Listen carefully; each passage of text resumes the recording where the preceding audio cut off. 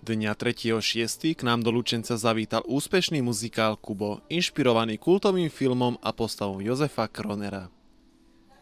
V budove novo zrekonštruovanej Reduty sa tak muzikál tešil veľkej popularite a záujmu ľudí. Tomáš Palonder sa nám vyjadril, ako môže toto dielo osloviť dnešného diváka.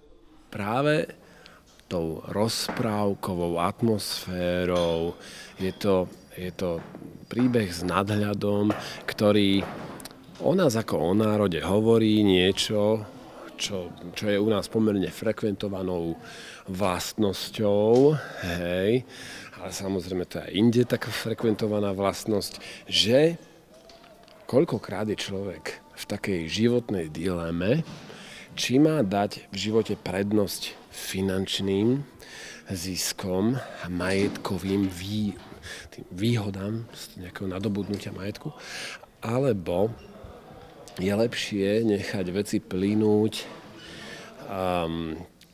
takou srdcovou cestou, v úvodzovkách srdcovou cestou. Ne? A ako sme si všimli, tak v dnešnej dobe ľudia majú radi spojenie slova, príbehu a príjemnej hudby.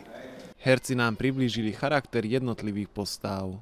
Kubo je veľmi zaujímavá postava z toho pohľadu, že vlastne všetkým okolo neho ide o nejaký majetok, o nejaké vlastné egoistické túžby, zámery a vlastne on jediný je čistý. Áno, vychádza z toho, že je hlúpy, ale v podstate je najčistejší z nich všetkých, takže je to ako keby taký paradox toho, že ten najjednoduchší z nich je vlastne ako keby má najčistejšie srdce. Tak to ma aj mňa oslovilo vlastne ako herca na tejto postave. Postava bola pre mňa blízka, lebo takým tým temperamentom a naturelom tej košaričky si myslím, že som sa mohla tak vyšantiť, by sa dalo povedať. A aj zároveň tam boli aj také tie pravdivé alebo také vážnejšie momenty v tom, že ona naozaj nechcela, aby si tá Anička zobrala. Hej, že bola taká v podstate materialistická tá košarička, ale potom vlastne mala také dve polohy. Jednu tú takúto šantivú, rozkokošenú a jednu takú tú vážnu. A tie dva vlastne protipóly ma bavili hrať. Takže pre mňa to bola aj radosť, ale v podstate aj výzva, keď sa to tvorilo, kreovalo. Po predstavení sa s nami ľudia podelili o svoje dojmy. Predstavenie bolo úžasné, krásne, zábavné. Dalo sa to veľmi pekne pozerať. Veľmi krásne, zábavné, veľmi bolo pekné. Také zo života by som povedala. Nejaká scéna možno, ktorá vás zaujala? Všetky boli krásne určite. Narovnako určite všetky boli pekné. Ktorá je vaša obľúbená postava z tohoto muzikálu? Prajem dobrý večer, tak isto je to Kubo. Zábavná postava, neskutočný zážitok, takže jednoznačne Kubo. Čo vás priviedlo dnes na muzikál Kubo? V podstate to bol typ od známeho a v podstate sme sa chceli prispôsobiť za kultúrou.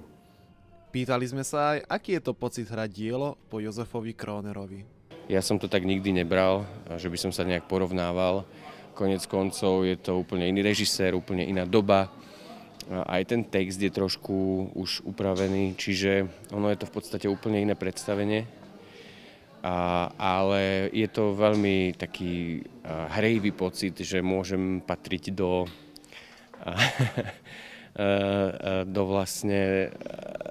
partie ľudí, ktorí si mohli toto predstavenie zahrať. Čiže ono sa to nedá úplne porovnávať, ale je to pre mňa určite česť, že to hral predo mnou Jozef Kroner. Muzikál Kubo v Lučenci opäť ukázal, že slovenské príbehy, tradície a folklór majú svoje pevné miesto v srdciach divákov. Pre televíziu Floréna Mirka Kováčiková a Emanuel Patrik Oravec.